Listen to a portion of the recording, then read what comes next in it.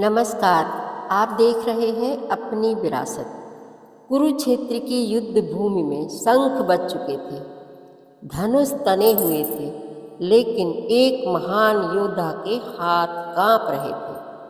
क्या आपने कभी सोचा है, एक महान योद्धा जिसने पूरी जिंदगी युद्ध की तैयारी की, वही युद्ध भूमि में खड़ा होकर क्यों कांपने लगा?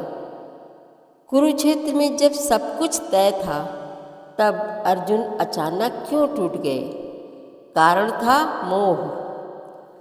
जब अर्जुन ने अपने सामने अपने ही गुरु, अपने पितामह, अपने संबंधी देखे, तो उनका हृदय दया से भर गया। उन्होंने अपना गांडीव नीचे रख दिया और कहा, हे कृष्ण, मैं अपने ही लोगों को कैसे मार सकता हूँ? यह करुणा नहीं थी, यह था मोह, संबंधों का, परिणामों का और भावनाओं का। तब श्री कृष्ण मुस्कुराए और उन्होंने कहा, अर्जुन, तुम्हारा सबसे बड़ा शत्रु कोई बाहरी व्यक्ति नहीं है, तुम्हारा शत्रु तुम्हारा अपना मोह है। लेकिन ऐसा क्यों?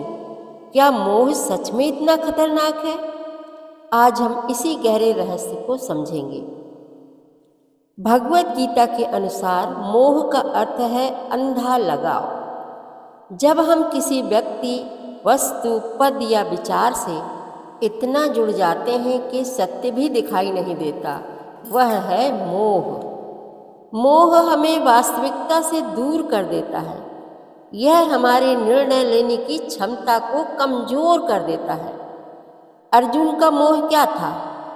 अपने ही रिश्तेदारों के प्रति लगाव। वह धर्म और कर्तव्य भूल गए थे। गीता में एक गहरा क्रम बताया गया है। संग से कामना, कामना से क्रोध, क्रोध से मोह, मोह से स्मृति भ्रम और अंत में बुद्धि का नाश। जरा सोचिए, जब हम किसी चीज के पीछे अंधे हो जाते हैं और वह नहीं मिलती, तो क्रोध आता है। क्रोध हमारी स्मृति और विवेक को नष्ट कर देता है और वहीं से शुरू होता है हमारा पतन।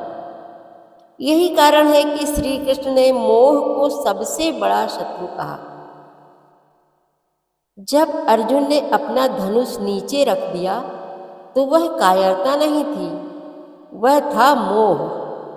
लेकिन जैसे ही उन्होंने श्री कृष्ण की बातों को समझा, उनका मोह समाप्त हुआ और वही अर्जुन धर्म के लिए युद्ध करने को तैयार हो गए। यानी मोह हटते ही बुद्धि जागृत हो जाती है। आज भी मोह हमारे जीवन में है।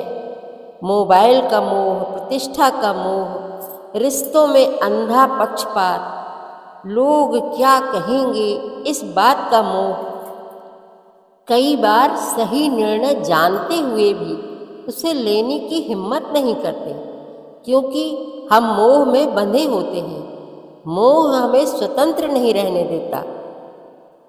श्री कृष्ण समाधान भी बताते हैं। कर्तव्य पर ध्यान दो, परिणाम की चिंता मत करो, अपने आप को आत्मा के रूप में पहचानो। जब हम समझ जाते हैं कि सब कुछ नश्वर है, तब मोह स्वतः कम होने लगता है। शायद इसीलिए श्री कृष्ण ने कहा, मनुष्य का सबसे बड़ा शत्रु कोई और नहीं, उसका अपना मोह है। जिस दिन हम मोह से ऊपर उठना सीख लेंगे, उस दिन हमारे जीवन के निर्णय स्पष्ट हो जाएंगे। जब अर्जुन ने मोह छोड़ा, तभी वे फिर से अर्जुन बने, अजेय, स्थिर, निर्भीक। याद रखिए, जिस दिन आप मोह पर विजय प्राप्त कर लेते हैं, उसी दिन आप अपने जीवन पर विजय पा लेते हैं। अगर यह विचार आपको छू गया हो, तो जय श्री कृष्णा अवश्य लिखें और वीडियो को साझा करें। जय श्री कृष्णा।